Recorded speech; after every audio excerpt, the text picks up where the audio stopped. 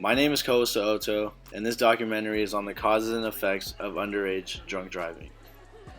Most of the students at Los Altos or Mountain View high schools have either heard or witnessed another minor drive while intoxicated. Getting behind the wheel of a vehicle after consuming alcohol is a serious crime. Drinking and driving is referred to as driving under the influence, DUI, or driving while intoxicated, DWI, and involves operating a vehicle with a blood alcohol content, which is also known as BAC, of at least 0.08%. However, even a small amount of alcohol can lead to harmful situations. Some drivers may not even show warning signs of being under the influence, but that doesn't mean it's any less dangerous. It's important to remember that any form of drinking and driving is illegal and can come with strict punishment. If the minor's BAC is anywhere from 0.05 to 0.07% and above, they can be charged with underage DUI and an adult DUI.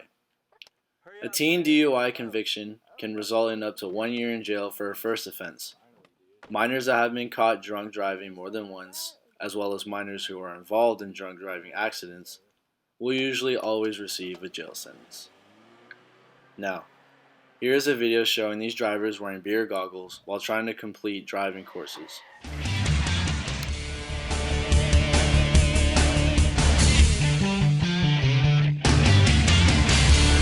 In spite of all the safety advances in recent years, car accidents are still the #1 killer of American teens, especially during the summer months. To help combat the problem, Ford has teamed up with the Governor's Highway Safety Administration to teach new drivers about the dangers they face with the Driving Skills for Life program. Do you find that young drivers today have any idea how dangerous cars really are? Well, everybody thinks they're invincible until it happens to them. So that's part of the problem with young people is they think it can never happen to them. The traveling program puts teens behind the wheels of cars, customized to simulate emergency skids, gives them a first-hand look at the perils of texting and driving, and even a taste of what it's really like to drive drunk. Without the alcohol, of course. To do this, Ford has developed a drunk suit that mimics the effects of intoxication from head to toe, and it's an incredibly realistic experience. The contraption is comprised of weights to throw you off balance, braces to restrict your movement, earmuffs to impair your hearing, and of course, beer goggles. And there is no way this look as freaky to you as they do to me. Okay, here we go. Let's give this a shot. Oh my gosh. Yeah, I've been here before. It's called New Year's Eve. Wow. I can definitely say I don't ever remember feeling like this. For safety, only the goggles are used in the car, but they're more than enough to scare someone straight. We want to see you do the entire course without hitting any cones. I'd like to see that too. Even though I took a practice run without the goggles, they're so disorienting that I still managed to run a stop sign and hit a couple of cones. And I've been driving accident-free for 27 years. We try to impart decision-making skills. We're talking about vehicle handling, we're talking about distracted driving, we're talking about impaired driving, but all that boils down to is making the right decision in the first place. In New York, Gary Gastelou, FoxNews.com. Any amount of alcohol in your bloodstream can impact your driving ability. The effects of alcohol abuse vary greatly, putting you at risk for causing an accident or highway injury. Alcohol impairs our ability to see clearly and control the movement of our eyes. Studies have shown that when a person is drunk, they tend to focus on a single, often central point for a long period of time. Drunk drivers are therefore less aware of important peripheral zones. Visuals and motor control of the eyes also reduce as alcohol enters into the bloodstream. Your reaction time slows down as well. Drivers aren't able to respond to things as quickly as when they're sober. In an ordinary state, a driver would be able to respond to a car braking suddenly or a child running across the street with enough time to prevent serious damage. When a driver is drunk, it takes longer for their brain to process everything that's happening. Attention spans are shortened, and judgment is challenged. These skills are needed for driving safely, and if any of them are impaired, drivers should refrain from the vehicle. I have met up with someone who chose to remain anonymous and interviewed them about their experience and thoughts on minors driving under the influence. Yes, I have. I remember I went to a party and no one else could take me, so I had to drive myself. And I ended up taking a few shots, and then no one else could take me home. So I thought it was okay enough to drive, so I did.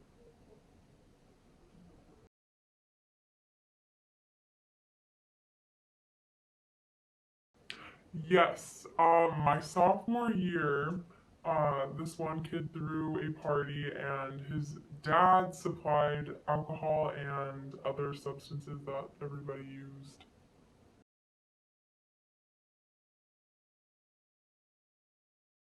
I think they are definitely adding to the cause because we're supposed to look up to adults and they're supposed to be responsible. So when they're doing stuff like that, it's kind of giving off the message that it's okay to do that. And especially they're kind of promoting underage drinking. So like they should be intervening, but they don't.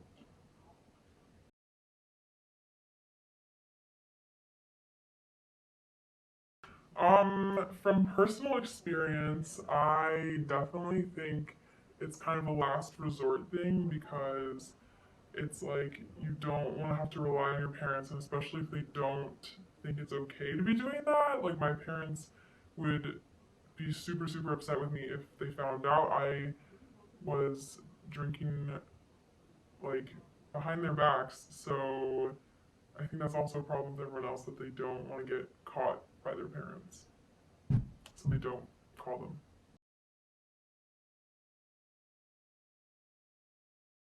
I think that underage or driving under the influence is kind of prominent in this area just because people think that they can get away with it. And I know people that like think that it was okay to do that.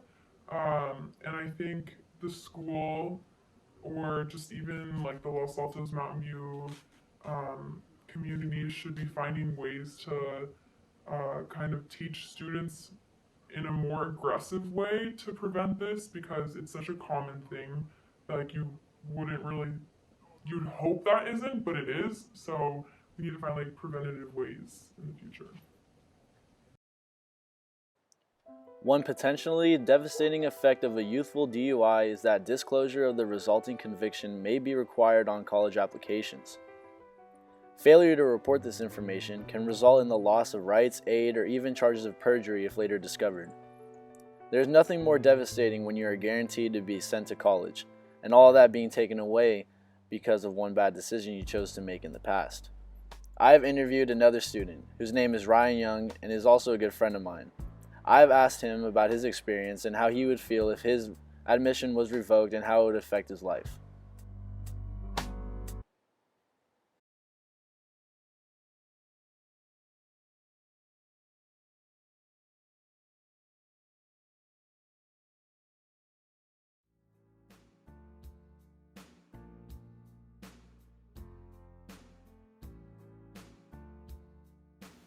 Yes, I have been in the car with someone while they were under the influence. It's happened on multiple occasions. More so when I was younger, not like my junior and sophomore year, but not so much now in my senior year. It would happen when we would be going from like one get together to the next, and it would be like an inconvenience to call like a ride, like an Uber or Lyft, or our parents because they just wouldn't want to drive, they just want us to go home. So whoever drove that night would just say, hey, like I'll drive. And I mean, in the moment when you've had however much to drink, I mean enough to be drunk, the pros outweigh the cons in terms of going to that party over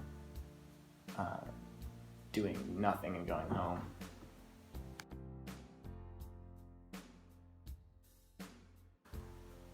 Yes, I am going to college next year. I'll be attending Indiana University.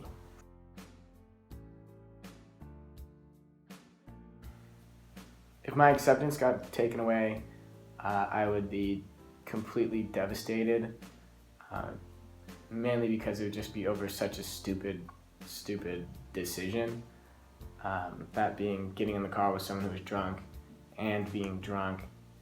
It's just so avoidable. My parents, I'd never hear the end of it from them, but I think the hardest thing to deal with would be me accepting that I made such a stupid mistake for such a poor reason.